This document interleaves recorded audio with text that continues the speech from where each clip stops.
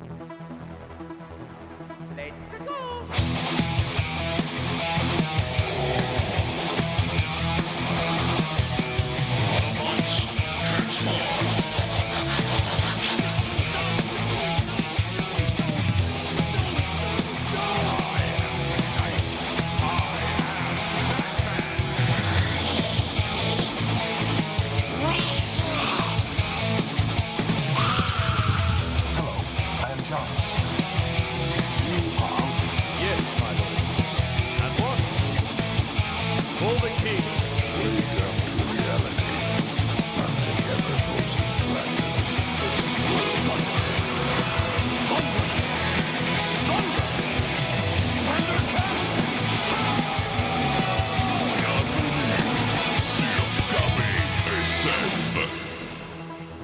Bonjour, bienvenue à l'épisode numéro 244 du balado KBSF, un balado sur la culture geek majoritairement de la ville de Québec. Mon nom à moi, c'est Carl Bourdage. Je suis accompagné aujourd'hui de... Sean Feeney. Salut Sean, comment ça va? Ça va très bien. Journée d'été de même, là, c'est vraiment fun. On fait un deuxième épisode cette semaine, là, Colin, c'est encore plus fun. Ben, en fait, la raison pourquoi on fait ça, c'est un épisode spécial. Comment ça? Pourquoi c'est spécial? Parce qu'on a eu l'occasion de pouvoir recevoir de la part de Disney, pouvoir voir en avant-première la série Star Wars Visions, The Ninth Jedi. Oui. Écoutez, c'est disponible. Au moment que vous l'écoutez, là, on l'enregistre la veille de l'embargo pour le mettre disponible. On va être les premiers à vous le mettre. Là. Oui. C'est clair, net et précis, je suis pas mal certain. Oui. Ça fait 2 semaines qu'on a ça. Ça fait 2 semaines que ça traîne dans notre tête à regarder ça, puis... Oui. En amont, là, c'était difficile de ne pas dévoiler certaines choses. Oui. Surtout avec des fans de Star Wars. Ça s'est très bien écouté aussi, on va se le dire. Très bien. Moi, je l'ai écouté une fois, j'ai pas poussé comme toi. Je pense que tu l'as écouté 2 fois. Certains épisodes, j'ai écouté 2 fois pour être sûr, puis j'ai comme retourné dans le passé, pas dans le passé, mais j'ai revu les épisodes qui étaient dans les autres saisons, qui sont connectés avec. Ouais. Ben moi, je suis pas comme toi, je connais pas tout de fond en compte Visions. J'avais pas tout écouté, tout regardé. Non. Okay. Parce que c'était pas un style d'animation nécessairement que j'aimais tout le temps. Je me rappelle le premier Visions, j'avais trouvé ça super bon. Oui. Il était incroyable. Puis après ça, j'avais comme, ouf, il y en a d'autres. Ouais, c'est ça. Dans le fond, c'est une anthologie. Chaque épisode est différent. C'est ça. Sauf dans celle-là qu'on a vue, c'est pas ça. Non, ça, c'est une série. 8 épisodes d'à peu près 30 minutes chaque. Une personnage avec une style d'animation. Oui. Tout le long. Kim, je suis heureux. Oui. Ben, c'est honnêtement, moi, j'ai bien aimé ça. Là. Oui, je me suis moi, je suis surpris. surpris. Oui. Parce que tu le sais, puis si vous écoutez KBSF, vous le savez, je suis pas un gars d'animé. OK? C'est bien rare. Sauf que là, j'ai trouvé que c'était très bien fait. C'était intéressant, ça s'écoutait bien. Le rythme était quand même assez rapide. C'était pas le rythme qu'on des fois on a dans les animés là, ou dans Fait que c'est... Surtout des animés récents. Oui. Surtout, il n'y a pas de gros flash, des gros lumières qui flashent ou des grosses actions, puis des mondes qui gueulent gauche à droite. C'est plus un animé, plus dans nos styles des années 80-90. Moi, je trouve. Là. Même les vaisseaux, ça me donnait un feeling Albator, Macross, Robotech. Je veux dire, il y avait des affaires qui me faisaient penser à cette époque-là d'animation. Il n'y avait pas de personnages là, avec, des fois, il y a des personnages qui ont de l'air plus goofy, là, plus enfantins, plus joke là, dans certains. Rappelez-vous, là, mettons dans Goldorak, le vieux bonhomme là, avec la tête chauve là, qui avait de l'air de Woody quasiment dans un mélange d'Elmer G. Fudd puis de Woody dans Toy Story. Il n'y a pas eu de ça, là, pas du tout. Là. C'est vraiment. C'est triste, pas tellement triste, mais on peut dire que c'est vraiment terre à terre comme situation dans l'univers de Star Wars. La seule différence, je dirais, c'est le personnage principal, Cara, qui a une maudite voix fatigante d'animé. Là. Oui. Le typique voix typiquement animé japonais. Là, oui. Mais elle... Je suis surpris. Quand tu es capable de passer au travers la voix, ce personnage-là est profonde, là. Oui. C'est fou raide. Là. Oui, la voix, comme tu dis, un peu agaçante, un peu, la voix, là. Mais crime, ce personnage Cara, là, il y a du profondeur en arrière d'elle. Oui, puis c'est pas... La série en tant que telle, la série en tant que est quand même c'est pas du Star Wars pur et dur, tu sais, Empire contre Rebelle. Non. Mais on le sent qu'on est dans le monde de Star Wars. Oui. On le sent que la profondeur, toute le côté bagage, lore qui vient avec les Jedi. Puis c'est abordé d'une nouvelle façon que j'ai trouvé fraîche et intéressante. Oui, mais c'est pas juste fraîche. As-tu rendu compte, ils prennent beaucoup de choses, les films? Oui. Il y a beaucoup de clins d'œil de temps en temps. Oh, Colin, ils ont volé ça d'Empire Strikes Back. Oh, ils ont volé ça de New Hope. Oh, ils ont volé ça de Return of the Jedi. Ils ont volé ça de épisode 1, 2. Ils ont volé plein de petites choses. Là. Ben, c'est bien fait. C'est ce qui bien fait que miré ça ensemble. fait de quoi pour les fans de Star Wars. Oui. Mais sans être cogné sur la tête. Là. Regarde, on te force ça. Regarde, on a fait un clin d'œil à... Non, c'est subtil, c'est bien fait, puis ça mérite bien avec leur façon de raconter l'histoire, comme tu dis, des Jedi dans cet univers-là. Là, dans le dernier épisode, on avait parlé qu'on allait faire la critique aujourd'hui, puis t'arrêtais pas de t'enfarger, puis tu disais le 9e Ninja. À cause de toi, puis t'as mis Ninja dans la tête. Pourquoi j'ai mis Ninja dans la tête? Oui, c'est parce qu'on a parlé un peu avant l'épisode que ça ressemblait à d'autres choses. Ah, ben oui, mais tu sais, puis à quelque part, je t'avais dit, hey, j'ai hâte de pouvoir le dire parce que il y a des références comme au monde des ninjas c'est un ça, peu. Ouais. Il y a c'est fait comme un bon film de samouraï, typiquement japonais, mais avec des Jedi. Puis un des personnages, son sabre, c'est plus quasiment un ninjato, qui est plus court un peu. Mais sur le coup, j'ai fait comment ça fait que son sabre il a le droit, man. Ouais. C'est comme... Ben oui, c'est exactement ça. Lui, il a choisi son arme de même. Lui, il a choisi son sabre pour ça. Puis il y a un type de combat adapté à ça. Fait que non, mais moi, j'ai adoré la série. Là. J'ai vraiment... Oui. Moi, quand j'ai entendu parler la première fois que ça sortait une série basée 100% sur Night Ninja, parce que j'ai vu les autres épisodes avant, puis c'était comme, mais plus que la série avançait, là, je comprenais. OK, là, il embarque dans cette série-là parce qu'il y a vraiment de la profondeur. Soit côté le protagoniste que côté antagoniste, les deux, là. C'est fou raide, la manière, puis même l'idée que les sables laser pour changer de couleur. Ça, j'étais intéressant. Là. Ça, c'est... Oh, Colin! Ben, ça, vois-tu, ça m'a irrité. OK. Dans le sens que j'ai dit, pourquoi qu'un laser peut changer de couleur? Mais c'est pas de laser, c'est ça le chose. Ouais, mais en tout cas. Ouais. Sauf que, puis là, j'ai fait, non, l'histoire est bonne, passe par-dessus ça, c'est correct. Ouais. Ça fait juste rajouter quelque chose, ça amène nos dynamiques. Puis on veut pas vous en dire plus parce qu'on veut pas vraiment vous vendre la mèche à propos de ce côté-là. Mais il y a quelque chose quand je dis que c'est frais, comme série de Star Wars, c'est frais. Ouais, dans le fond, il y avait des clins d'œil de tout le long de Star Wars, exemple. Il y avait l'idée de ramasser, exemple, les origines de Death Star. Oui. Mais c'est comme revu d'une autre façon. Pourquoi ils ont, comme dans Rogue One, il appelle qu'il va ramasser le Kyber Crystal pour fournir le pouvoir pour faire le Death Star. Mais ça, c'est la même chose, mais dans une autre vision. C'est vraiment intéressant. Puis il y a même une autre, comme tu dis, une petite autre certaine côté qui nous dit comme faut passer par-dessus, mais explique bien pourquoi qu'on devrait passer par-dessus. Oui. Pour certaines choses, là, comme certaines prises de vue, là, j'étais sûr que j'étais en train de regarder une live action, de la manière que c'est dessiné, c'est bien fait. Là, ça m'a donné le feeling, souvent, en termes d'animation, comme... Te rappelles-tu le vieux film du Seigneur des Anneaux qui était fait en animation? Oui, comme un mélange de live action. Oui, qui était comme dessiné par-dessus. Fait qu'on trouvait que les mouvements étaient vraiment plus réalistes. Tout ça. Ça reste que c'est de l'animé. mais j'ai trouvé qu'il y avait une fluidité puis il y avait quelque chose de mieux fait que ce qu'on a tendance des fois à voir dans certains animés. Exemple, vous le savez, moi, dernièrement, Mole, ça méritait au point que ça m'a fait décrocher. Mais... Dans celui-là, ça a glissé tout seul. Là, oui. Parce qu'il y a certaines prises de vue, quand même, il change la manière qu'il tient le saber. Là, pour quand il va faire des combats, une certaine manœuvre, quelque chose de même, il change. Pas juste leur stance, la manière qu'ils se présentent, mais leurs mains aussi. C'était vraiment impressionnant. Tous les petits détails à déjeuner ensemble me fait cette série-là de 8 épisodes, une série incroyable.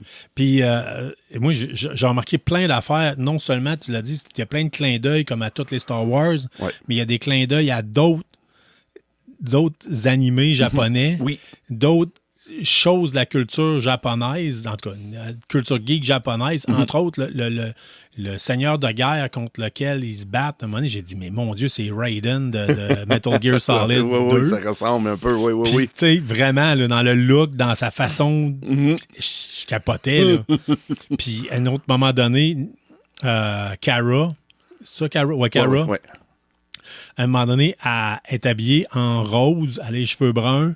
Fait que je trouvais déjà qu'elle faisait penser un peu à Nezuko dans Demon Slayer. OK, oui. Sauf qu'à un moment donné, elle s'accroche, mais elle met son sable laser dans ses dents, comme Nezuko qui met son morceau de bambou pour éviter de mordre le monde quand elle est en... Vu que c'est une démon, un peu. Oui. Mais... Fait qu'elle fait la même affaire, puis j'ai comme fait « Oh my God, c'est ça! » tu sais, fait que... Oui, plein de clins d'œil de plein de choses japonaises. Là. Comme des fois, Kara, de même manière, s'habille aussi. Ça ressemble beaucoup que dans le personnage dans Spirited Away aussi. Là. Ouais, c'est sûr, c'est comme plus traditionnel japonais. Oui. Là. Ouais, mais c'est bien fait. Moi, je pense que j'ai jamais eu des longueurs de dire « Hey, gars, faut que je check mon téléphone. » Moi, tout le long, Non, chaque moi, fois que j'ai parti un épisode, je fais « OK, oui, c'est bon, on part d'une deuxième. OK, on va partir une troisième. OK, non, c'est rendu tard, faut que j'arrête ça. Ben, moi, j'ai été capable de me gérer à ce niveau-là. Sauf que souvent, j'étais comme ah, OK, bah, ben, regarde, il reste 15 minutes avant d'aller faire à dîner. Moi, prendre mon 15 minutes. C'était comme, c'était sûr, là, mettons, je venais d'en finir un. Ah, let's go, j'en parle un autre. Puis, tu sais, c'est rare que ça me fait ça. C'est rare. Moi, je suis un gars qui je l'ai déjà dit souvent dans le podcast, j'ai un côté un peu TDAH. J'ai de la misère à rester en place. Je l'ai déjà dit, tu sais, je vais, mettons, faire de la recherche pour le podcast. J'arrête, je m'en vais écouter de quelque chose. Un autre balado en faisant assembler des figurines. Après ça, pendant que, une fois que c'est assemblé, ben, je m'en vais jouer à une game de Battlefield. Je reviens, je m'en vais, tu sais. Oui. Fait que c'est rare que je reste collé sur la même affaire. Puis là, j'ai été surpris à dire, hey, 1, 2, 3. Oui, je comprends. Puis d'avoir hâte, là. Tu sais, à un moment donné, je me suis dit, garde, à soir, là. Ma blonde se couche de bonne heure, puis... Hey, j'ai 23 minutes, là, je me tape ça. Non, mais j'en clenche 4. Wow, c'est comme, wow, OK. Fait que... Oui, mais c'est intéressant, puis... oui, avec... Moi, quand on a vu le nouveau race... Les tout petits, tout juste dit garde, c'est sûr, il n'y a pas le choix d'avoir des Space Dwarfs dans ça, là. Il n'y a pas le choix. Ben oui, puis tu sais, non, mais c'était fait correctement. Oui, mais c'est typiquement quelque chose, parce que moi, techniquement, Star Wars, là, c'est pas du sci-fi, c'est du sci-fantasy, science fantasy, là. Mais c'était... Oh, regarde, c'est sûr, c'est des dwarfs, là, c'est sûr. C'est typiquement un dwarf, là. C'est typiquement, là, dans Dungeons & Dragons, tout ça, là. C'est des mineurs, tu sais, c'est comme... Typiquement, c'est exactement ça. Wow. Mais c'est avec que j'ai fait, oh my God, ça va me déranger. Oui. Puis non, pas en tout. Non. Mais qu'est-ce qu'il faut fun aussi, même que nous autres, les fans de Star Wars, moi, je trouve The Ninth Jedi, tu peux facilement écouter ça en famille. Oui. C'est quand même une bonne introduction aussi dans l'univers Star Wars. Si, par exemple, si les films sont peut-être plus plates pour des enfants, quelque chose de même, là, mais si tu veux introduire, exemple, des enfants de bas âge de 8-9 ans, quelque chose de même, hey, viens regarder Star Wars un peu avec moi, puis tu mets ça, c'est sûr. Je suis pas mal sûr qu'ils vont triper autant que nous autres. Oui, ouais, peut-être. Je pense que oui. Mais en tout cas, moi, je veux dire, c'est bien des choses. Moi, je dois avouer. Puis, tu sais, quand on a fait la demande pour pouvoir l'écouter avant la sortie, puis qu'après, je remplis le formulaire, puis après ça, tu me dis, ça va être un bon animé. J'étais comme, fuck! Non! Non! S'il vous plaît, non! Puis, finalement, c'est. Moi, j'ai ça m'est arrivé à plusieurs reprises pendant que je l'écoutais, j'ai dit, c'est ça qui aurait dû. Acolyte aurait dû être ça. Oui, exact. Oui, t'as 100% raison. Il y aurait moyen d'avoir fait de quoi, sans trop que ça coûte trop cher d'effets spéciaux, mais c'est ça que ça aurait dû être. Oui, cette base de l'histoire-là, on retourne ça dans le passé, c'est le début de Jedi, mais dans cette vision-là, ce style de raconter une histoire. Pas nécessairement de l'animation, là, mais la manière dont on présente l'histoire, la manière c'est avancé, qu'on vient attachant avec des personnages. Là. Même si c'est des personnages secondaires qui sont pas là souvent, on vient attacher pareil. Là. Oui. C'est vrai, c'est bien fait, comme tu dis. Oui, ça devrait être... Le monde qui a fait Acolyte devrait prendre inspiration de ça. C'est ça. Oui, tout à fait. Puis des fois, c'est la preuve que c'est pas nécessairement dans les grosses productions hollywoodiennes que le bon stock se trouve. Des fois, il y a des pépites comme ça, comme justement The Ninth Jedi, qui... C'était juste bon. C'était juste bon. C'était juste bon. Ça glissait tout seul. C'était... Tu sais, puis... moi, en tout cas, je capotais un peu. Là. Il y a quelque chose que j'ai apprécié. Puis c'était au niveau de la musique. Oui, ça aussi. Oui. La musique, c'est sur le coche. c'est de la musique de Star Wars, style quasiment, j'allais dire quasiment opéra, là. Oui, c'est très opératique. Oui. Oui. Oui. Puis elle est présente en arrière, puis elle évolue avec l'action. Puis ça glisse tout seul, tu sais, puis c'était pas... Ça fait ça avec, c'est une autre affaire qui faisait, regarde, c'est une production de qualité. Oui. Tu sais, c'est pas une musique générée bien basique, 3 accords qui reviennent tout le temps, puis juste des punchs d'accent. C'est ça qui faisait qu'on avait le feeling, j'avais le feeling d'écouter un vrai film de Star Wars et non pas une série de Star Wars. Oui, c'est ça, parce qu'on vient immerser au complet. C'est ça. Écoute visuel, audio, là, on vient vraiment embarquer dans le... Mais moi, j'ai écouté sur une portable, là, je peux juste imaginer, là, c'est là, avec mes écouteurs, c'était vraiment fun. Je peux juste imaginer sur une grande écran comme toi t'avais ici, là, garder ça sur une belle vision, une belle télé. En fait, moi, là. je les ai écoutés sur mon écran d'ordinateur, mais j'ai quand même un bon écran. Là, je veux dire, Mais quand la série va sortir, là, ça se peut, je vais regarder ça sur mon télé. Okay. Là, comprends-tu? Là, c'est comme là, quand je suis pressé pour le temps, je peux mettre les choses de même sur mon portable, que je suis capable de faire, comme tu dis, multitasking, là, faire plusieurs choses en même temps. Là.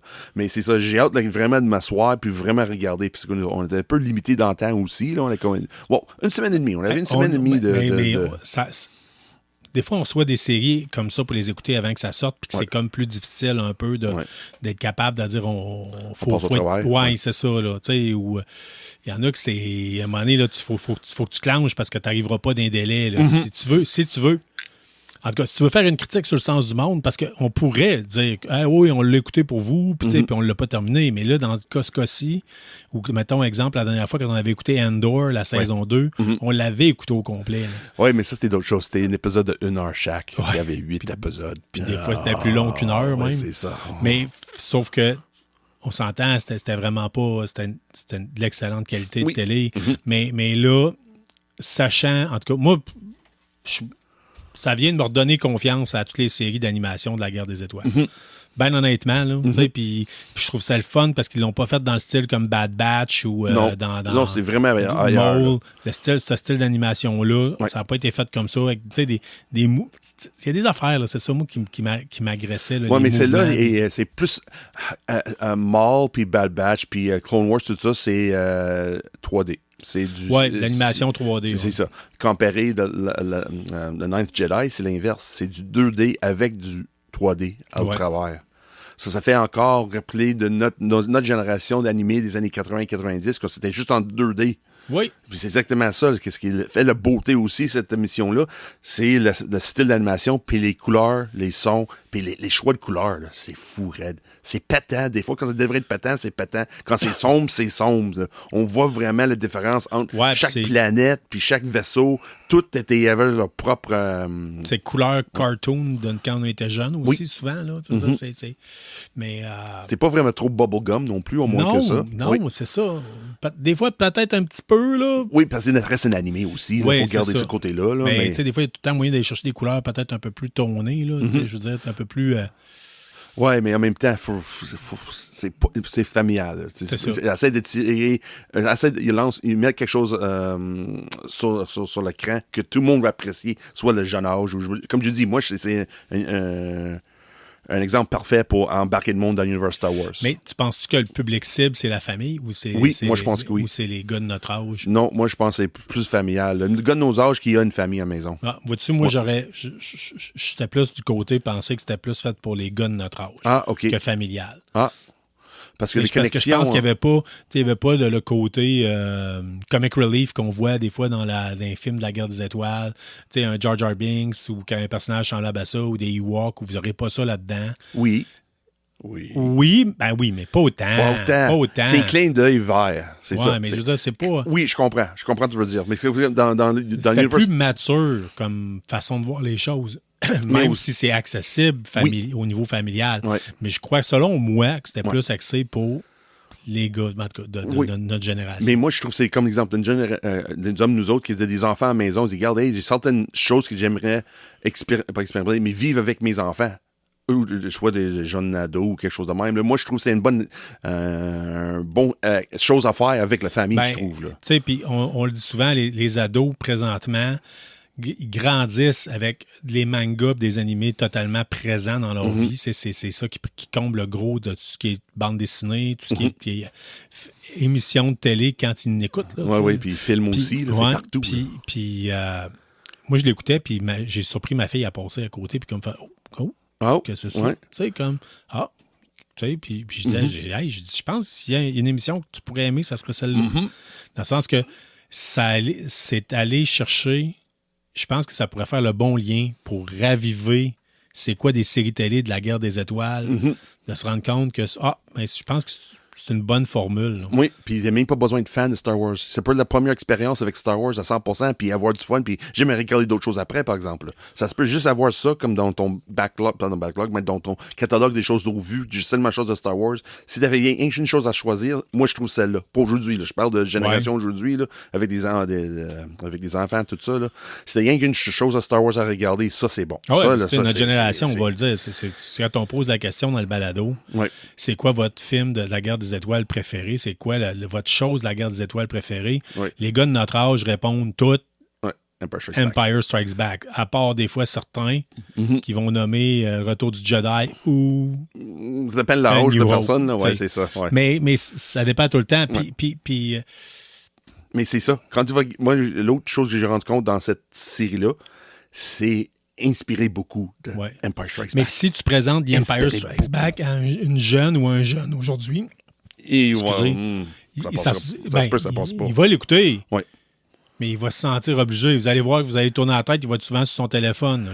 C'est pas fait pour cette génération-là. C'est ça. Ça, présentement, je trouve qu'ils ont pogné le bon produit. Oui. Puis c'est... Oui, pour faire, dans le fond, le relève. La prochaine génération de monde qui va triper sur Star Wars. Ils ont réussi avec épisode 1, 2, 3. Je comprends pas, mais oui, George Lucas a réussi de trouver son fanbase avec ça. Mais là, avec Star Wars Visions Presents Ninth Jedi, j'ai dit Ninja encore, Ninth Jedi, oui, ça se trouvait. Moi, je trouve que ça va être une autre façon de renouveler la fanbase de Star Wars. Mais en même temps, tu l'as dit, l'épisode 1, 2, 3, là, c'est aller chercher une clientèle, un auditoire. Que cet auditoire-là, présentement, a entre 25 et 35 ans. Oui. Tandis que tu comprends, eux autres sont là, puis c'est des hommes des matures, c'est ça. Qui trippent Star Wars, mais à chaque génération, sa section, là, tu sais, je veux dire. C'est ça. Puis là, je pense que c'est là on a trouvé la prochaine génération de fans de Star Wars, c'est ça. Parce que les derniers films qui avaient sorti,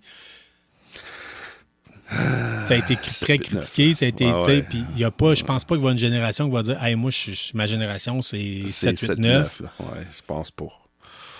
Il va y avoir plus de monde qui voit des générations de Bad Batch ou Clone Wars comparé de 7, 8, 9. Fait qu'est-ce que l'avenir de la guerre des étoiles passe par l'univers de l'animé?